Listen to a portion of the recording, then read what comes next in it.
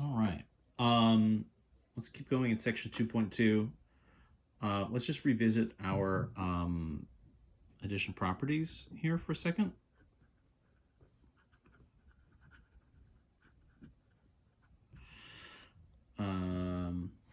So what have we got? We talked briefly about the commutative property. So that means, right, the order doesn't matter. So A plus B is equivalent to B plus A. Still true, regardless of whether A or B are positive or negative numbers. All that stuff is true. The associative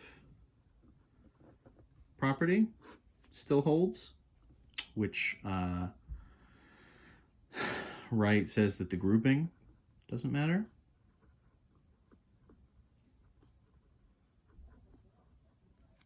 So that is, if I have kind of three numbers that I'm adding together, the order,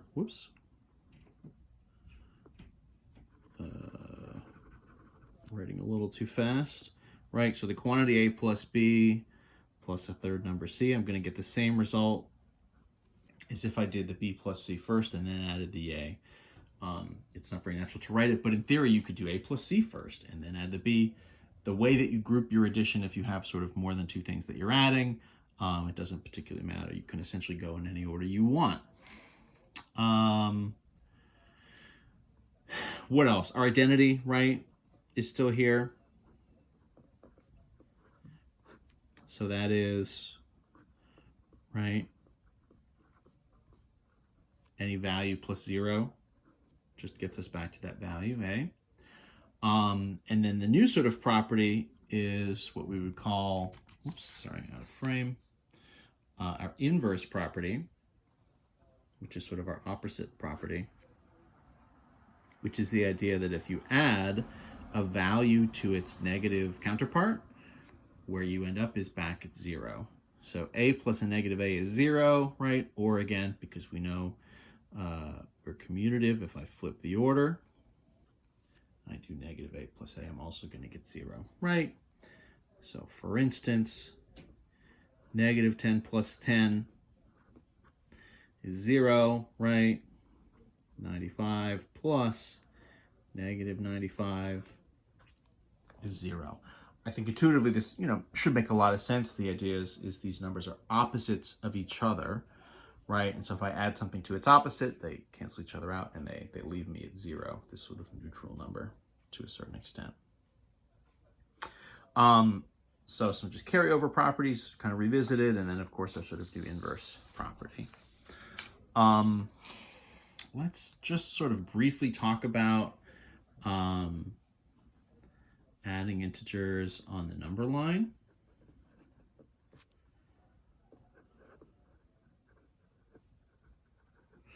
This is just an alternate way, maybe a little bit more of a visual kind of way of thinking of this. So say, for example, I've got, negative 5, and I'm going to add negative 3. So you might say, okay, well, we did this in the last video.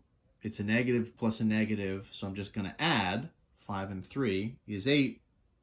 And then the result is a negative 8 because it's two negative numbers. And I would say, yeah, okay, sure. That's all true. However, you're kind of stealing my thunder here. So let's go 1, 2, 3, 4, 5, 6, 7, 8, 10. Right, so there's negative 10. Here's negative 5. So one way we can think of this is if we add a negative, what it means is it's going to be a move to the left on our number line. So conceptually, right, so what you could do is say, well, okay, so here's negative 5, right? Here's where I'm starting. If I add negative 3, kind of visually on a number line, what that means, adding a negative, any negative that I sort of add here is going to be moving me further to the left. So all I'm going to do is say, well, 1, 2, 3, right, jumps. And then, of course, I end up here at my result, which is -8, right? So using a visual kind of on the number line is something we can do just to kind of check, to a certain extent, just sort of check that we're on the right track. One of the things that gets tricky when you have a bunch of rules that you're trying to sort of memorize or remember, before, what'll happen is after you do enough examples, your intuition gets pretty good and you kind of can do a lot of this work without having to think too hard about it. One thing to kind of help develop that intuition is, I like to think of the number line and think of things sort of moving on there. If we did -5 plus +3, right? So the idea here is adding a negative shifts us left on the number line. Adding a positive then obviously is going to shift us to the right. So if I add a positive, I'm going to shift right on the number line. So let's go again, right? 1, 2, 3, 4, 5, 6, 7, right? So here's -5. So that's where we're starting. If I add a +3, what I'm going to do is say, okay, so from -5, I'm moving now 1, 2, 3 on the number line to here. Of course, that would be -2. Number line stuff, I think, can help when you're doing mixtures of positives and negatives. It can help develop your intuition a little bit more. Again, in theory, as we were talking about in the last video, what you might do is say, right, okay, so that was kind of versus this idea of, right, 5 is larger and negative, okay. So I'm going to set up, oops, sorry, let me shift up again. 5 minus 3, I mean, that gives me my number, right, is 2. And then the result, because it's negative, the 5 was negative and that was the larger value, my result is -2. That's kind of a two-step process. The number line here gives us a pretty quick, just visual way to kind of check our work. And again, hopefully kind of helps develop your intuition, right? If you're at a negative number and you kind of move in a positive direction, you're kind of subtracting away from that negative value in the same way that we're doing 5 and we're taking 3 away from it. We're still in the negatives because we didn't move enough. We'd have to move, 5 or more, plus 5 or more to shift all the way into the positives. So again, it really just sort of depends what we've got. I wanted to, now that we've just sort of talked a little number line stuff, we've kind of gone through some of these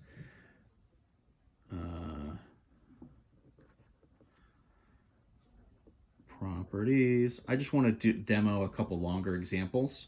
So if we were going to add, 3, 4 or more kind of numbers together, right? Just sort of all in a row.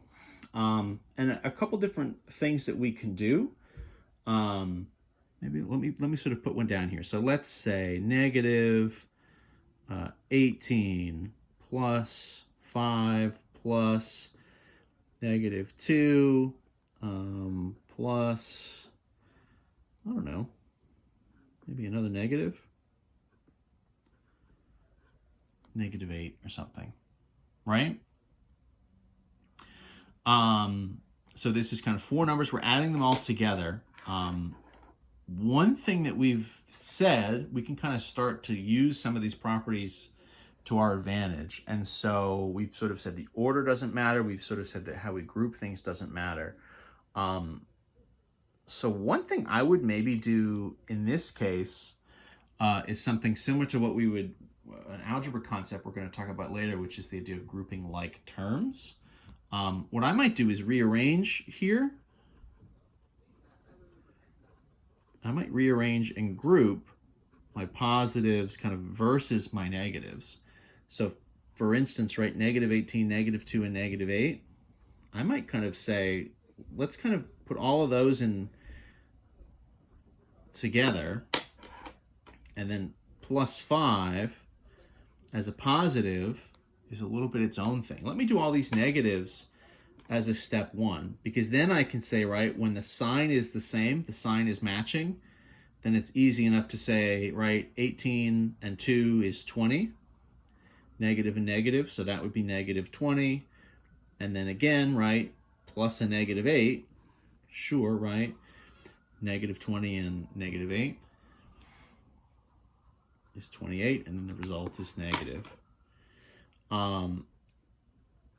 That saves me a little bit from doing quite as much back and forth. Again, I kind of think in general, the stuff that's most confusing is when you have mixtures of positives and negatives. So just add all the negatives first, right? If you had more positives, add them together first.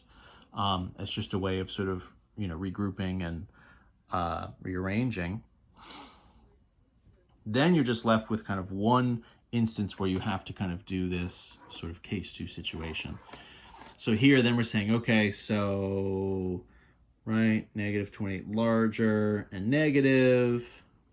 So we'll set up the subtraction as 28 minus 5. That would give me 3. And then the result, because my 28 was negative, or no, what did I say, 3? Not just 3, of course, 23. And so because my 28 was negative, my larger value was negative, then the result is also going to be negative. So 23, but negative 23 is the result. If we did it just kind of in order, which again you can do, you'd have to do a mixture first, and then maybe another one and another one. So it really just depends. Let me do maybe one more of these, maybe just a little quicker.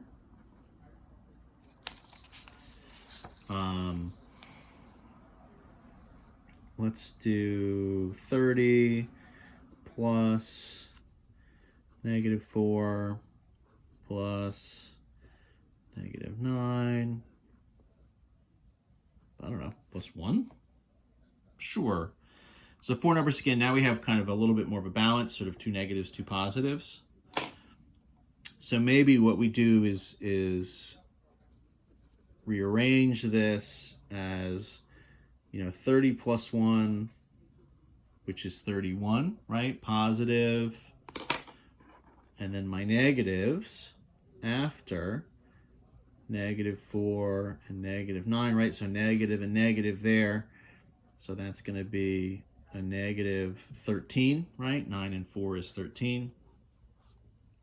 And then I'm saying, okay, 31 is larger and is positive. So I'm going to set up 31 minus 13. This one maybe I stack. If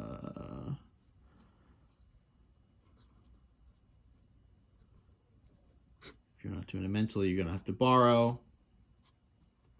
Treat this as 11. Minus 3 is 8. Right? We borrowed from the 3, so that drops from 3 to 2. Minus 1 is 18. So 18. The larger number here was positive. So my final result will be positive 18. Again, there's a number of different ways to do it. I mean, you could start at 30 and do number line shifts. You could start at 30, shift to the left by 4, shift to the left from there by 9, and then shift by 1 to the right to kind of just go in order. There's a lot of different ways to approach it. And so it's really just whatever you're more comfortable with and what you kind of like the best. But, figure a way that you can kind of do it that works for you, and then stick with that. And as you do it more and more, you kind of get more and more comfortable, and that's the kind of thing that would help you be able to kind of do a little bit more of this mentally the further you go. So there we go.